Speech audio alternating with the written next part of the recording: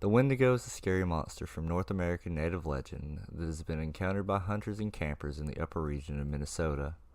It attacks those unlucky enough to cross its path and eats them whole. Local native tribes tell tales of an evil creature or spirit in the wilderness. They call it Witico, Weetico, or Weetigo, which means the evil spirit that devours mankind. Its hunger for human flesh can't be satisfied, and it claims its victims during the night. The Wendigo typically stalks hunters or travelers in the woods and thrives in harsh conditions in freezing winters.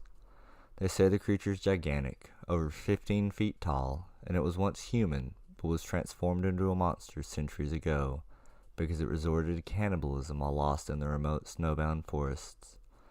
It still has the ability to take human form, to trick its victims, and lure them to their demise. Though all of the descriptions of the creature vary slightly, the Wendigo is generally said to have glowing red eyes, long yellow fangs, and a really long tongue. Its body is matted with fur, and some say it has the head of a deer. Others say it has the huge head of a wolf. Some say it is a harbinger of death, and if you hear the creature's voice calling you faintly in the wind, in the lonely wilderness nights, it means you are its next victim. Those who have heard the Wendigo have lost their minds and are unable to resist, run out into the dark, snowy night, never to return. There are still many stories told of Wendigos that have been seen in North Ontario, near the Cave of the Wendigo, and around the town Kenora, where the creature has been spotted by traders, trackers, and trappers for decades.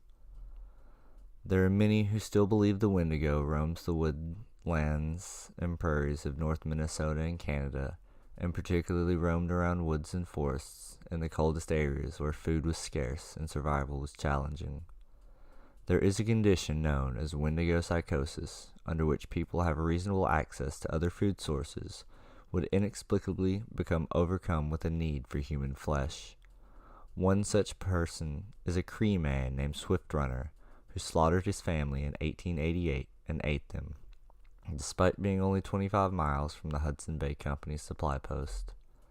In 1907, an Ochi Cree man named Jack Fiddler and his brother were arrested for killing over 14 people who claimed were Wendigos or were about to become them.